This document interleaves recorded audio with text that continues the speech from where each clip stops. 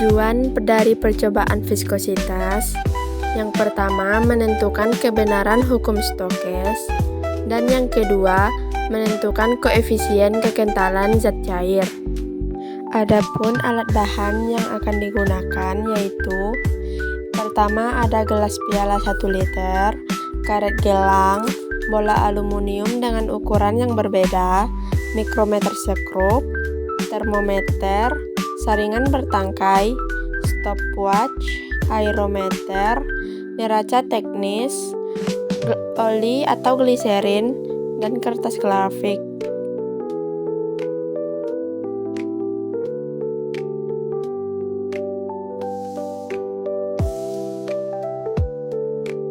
Viskositas adalah ukuran yang menyatakan kekentalan suatu fluida yang menyatakan besar kecilnya gesekan dalam fluida. Semakin besar viskositas fluida, maka semakin sulit suatu fluida untuk mengalir dan juga menunjukkan semakin sulit benda bergerak dalam fluida tersebut. Viskositas dalam zat cair yang berperan adalah gaya koneksi antara partikel zat cair, sedangkan zat gas viskositas disebabkan oleh tumbukan antara molekul. Faktor yang mempengaruhi viskositas adalah suhu, konsentrasi larutan, berat molekul terlarut, dan tekanan.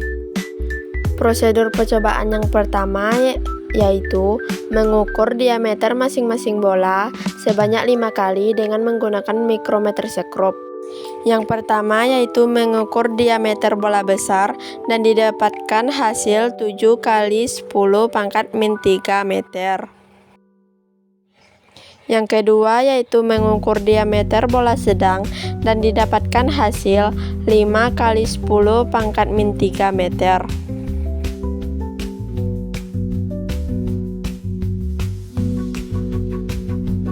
Dan yang terakhir yaitu mengukur diameter bola kecil dan didapatkan hasil 3 kali 10 pangkat min 3 meter.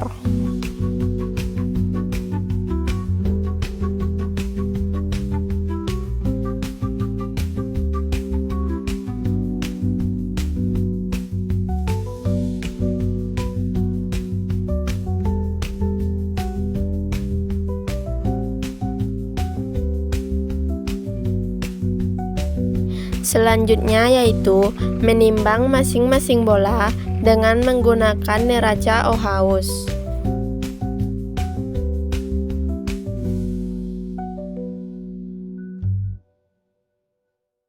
Yang pertama, menimbang massa bola besar dan didapatkan hasil 18 kali 10 pangkat min 2 meter.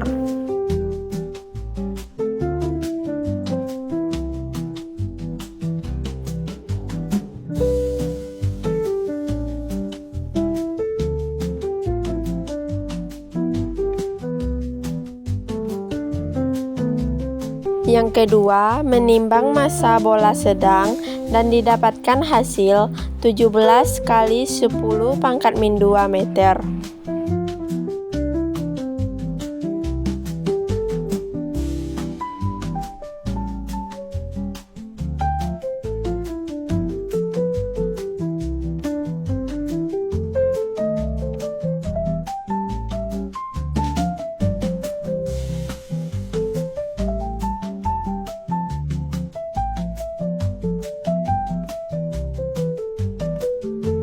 Dan yang terakhir, menimbang massa bola kecil dan didapatkan hasil 5 kali 10 pangkat min 4 meter.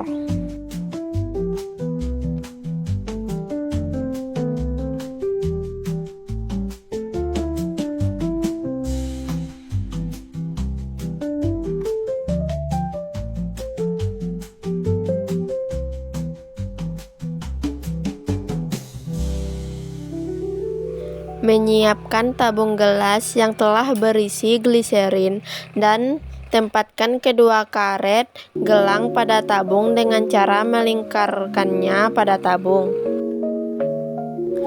Mengukur rapat massa gliserin dengan menggunakan alat aerometer.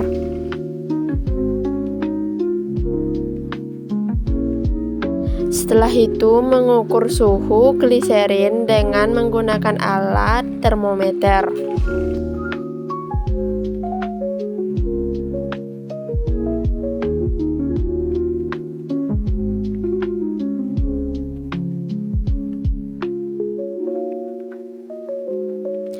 Memasukkan saringan bola sampai ke dasar tabung.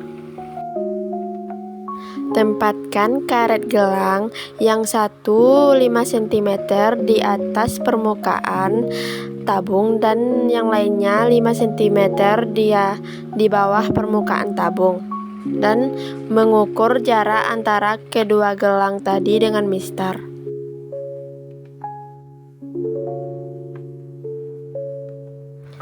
Melepaskan masing-masing bola satu demi satu dari permukaan gliserin dan mengukur waktu untuk menempuh D dari masing-masing bola dengan stopwatch.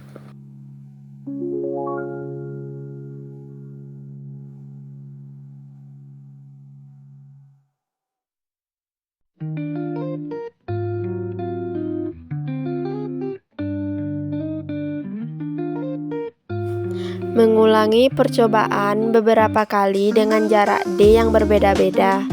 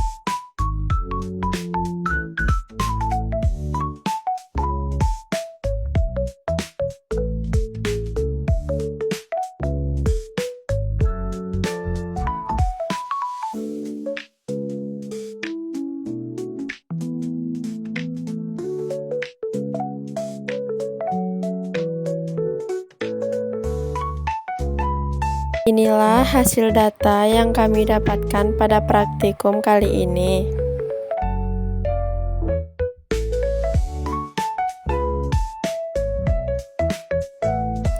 Dan ini adalah rumus yang akan digunakan pada saat pengolahan data.